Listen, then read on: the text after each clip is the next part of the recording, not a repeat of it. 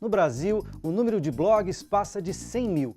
Este trabalho de pessoas interessadas na comunicação diversificada está tomando espaço.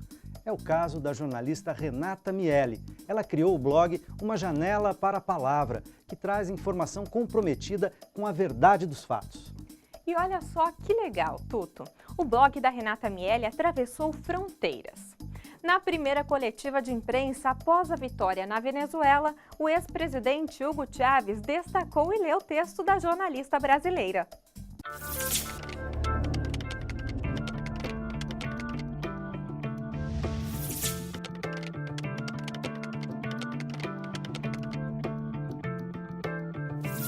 Uma das características do meu blog foi sempre optar por textos de lavra própria. A regra para mim é eu ter um espaço para eu escrever. E quando o nenê nasceu, eu ainda inventei de criar um espacinho dentro do blog para falar sobre as coisas, dicas fora do mundo do consumo infantil, que pudesse ajudar, compartilhar, porque eu fui atrás de informações que eu não achava. Eu escrevo porque eu acho que é uma forma de você mostrar para as pessoas que nem tudo é aquilo que aparece nos meios de comunicação tradicionais, na grande mídia, que é uma forma de você poder expressar a sua liberdade de expressão. Comunicasul foi uma experiência que surgiu uma ideia que surgiu numa reunião aqui no Barão de Tararé com outras organizações, de como nós poderíamos contribuir para romper com o cerco midiático a cobertura das eleições na Venezuela. Toda essa cobertura foi armazenada num blog criado com esse intuito de ser como uma agência de informações sobre o que estava rolando nas eleições na Venezuela. Muitos portais, até da grande mídia, reproduziram ou aproveitaram informações da nossa cobertura na Venezuela. Ele foi traduzido para outros países, então outros grupos de mídia colaborativos na América Latina também reproduziram nossa informação. Jornais da Venezuela, como o Ciudad Caracas, utilizou o nosso blog como fonte de informação, que chegou a ser até citado pelo presidente Hugo Chávez numa entrevista coletiva. A periodista brasileña Renata Miele, quien se encuentra de visita en el país, calificó como asedio electoral los mensajes telefónicos que recibió vía mensaje de texto en donde la invitaban a votar, sin ser venezolana, por el candidato Enrique Capriles. O que mostra a importância e o poder desse instrumento de comunicação quando é feito de maneira séria, comprometida com apuração de fatos, para contribuir aí com a democratização da informação.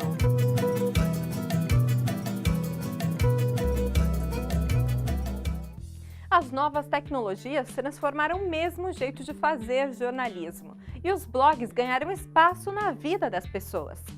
A blogosfera é um exemplo de como os blogueiros se organizaram para fortalecer a comunicação progressista no Brasil. A gente conversou com o blogueiro Altamiro Borges, o Miro. Ele também é presidente do Centro de Estudos de Mídia Alternativa Barão de Tararé. E o Miro conta, entre outras coisas, como este movimento da blogosfera está mexendo com a estrutura da velha mídia. Atualmente, participo de uma entidade chamada Centro de Estudos Barão de Tararé, que é uma entidade que agrega blogueiros, acadêmicos, jornalistas, entidades do movimento social para discutir o papel da mídia e para interferir no debate sobre a democratização da comunicação. Então, o blog tem 4 anos. E hoje eu escrevi, me chamou a atenção, quando eu acordei, fui ler os jornais e vi que os editoriais da Folha, do Estadão e do Valor eram a mesma coisa, prevendo que o desemprego no Brasil vai explodir, sendo que não tem base real nenhuma para essa afirmação. Ao contrário, o Brasil continua gerando emprego. Não tem lógica. Aí, eu lendo os editoriais, isso me dá uma bronca, aí eu vou lá e escrevo dando um cacete na mídia. Isso é meu divertimento. Quando nós fundamos o Centro de Estudos Barão de Tararé, em maio de 2010, o Azenha, Luiz Carlos Azenha, propôs. Ele falou, bicho, nós fazemos esses blogs, estamos espalhados no Brasil inteiro, mas não nos conhecemos. Nós só nos conhecemos no mundo virtual. Vamos tentar juntar essa galera para um bate-papo, para troca de experiência, para ver o que tem de problema, o que tem de dificuldade, mas também o que tem de possibilidade.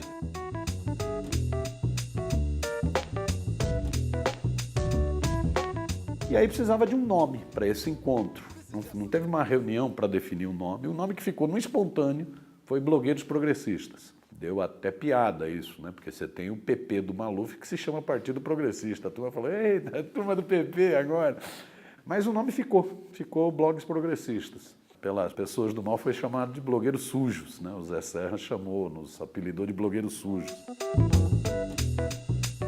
A internet é um fenômeno novo e a blogosfera é um fenômeno novo. A internet, como a gente conhece, é um fenômeno dos anos 90. E a blogosfera, quando você vai ver, é um fenômeno desse milênio aqui no Brasil. Eu escrevo porque gosto de dar opiniões sobre as coisas que estão ocorrendo ao meu redor. Democracia é isso, construção na diferença e a muitas mãos. O movimento do Sem Mídia é puxado por um empresário que é também blogueiro e ativista político. O Eduardo Guimarães, do blog da Cidadania, resolveu criar seu próprio canal de comunicação ao constatar que a liberdade de imprensa não funciona com tanta liberdade assim na mídia brasileira. O blog da Cidadania faz barulho na internet. O cenário político, a turma da esquerda, da direita, o grupo que fica em cima do muro, nada escapa à análise afiada e cidadã do Eduardo Guimarães.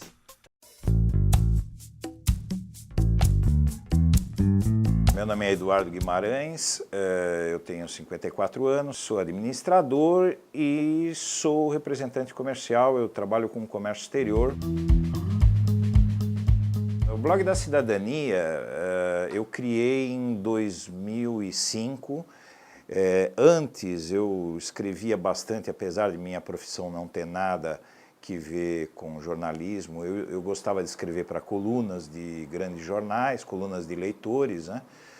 E em 2005 explodiu o escândalo do Mensalão e esses jornais que me publicavam reiteradamente, eles pararam de me publicar porque a minha opinião sobre o escândalo do Mensalão não era igual a deles. Então o blog da Cidadania, ele se dedica a análises políticas, a militância política também. Todo dia tem um post ou mais. O que me move é esclarecer as pessoas sobre aquilo que eu acho que está errado, principalmente na mídia, que eu acho que é um setor muito importante da vida nacional, e também estimular as pessoas a tomarem atitudes, a não ficar só reclamando, fazer alguma coisa. As novas tecnologias, elas tornaram a imprensa tradicional menos influente no sentido de formar opinião. Me acostumei a poder dizer publicamente para um bom número de pessoas aquilo que eu penso e com isso influir na política e em tudo mais, em costumes, no que for. Eu acho que é muito... Eu não saberia hoje viver sem o meu blog e escrever esse blog é uma das coisas mais importantes da minha vida.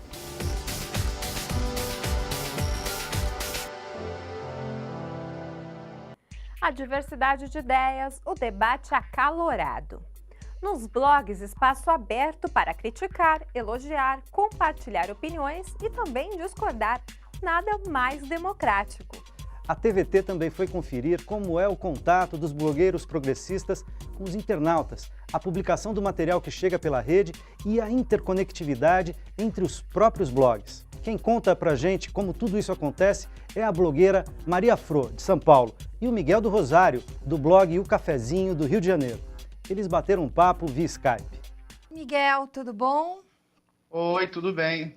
Eu estou no estúdio da TVT e a gente vai conversar um pouco sobre essa vida de blogueiro. No meu blog, por exemplo, tem muita colaboração de leitor. Como é um blog que tem muita temática do ativismo, dá muito espaço para o movimento social, não só para divulgar suas próprias pautas, mas às vezes para ajudar em algum tipo de denúncia, oferecer documentação. Por exemplo, ontem eu publiquei um post intitulado "Tio Sam não aceitou o beijo da Globo".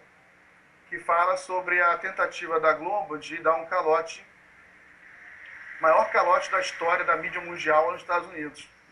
Ela devia 2 bilhões de dólares. Eu consegui amarrar, está completamente ancorado em documentos, em links, em reportagens. Eu me lembrei que a gente já teve, nós mesmos já tivemos debates acalorados na internet. A gente pensa de modo diferente, embora muitas vezes aqueles que fazem oposição à blogosfera suja, ou alguns chamam de governista, enfim, costumam colocar todo mundo no mesmo pacote. O debate, a contradição, eles são a essência da democracia.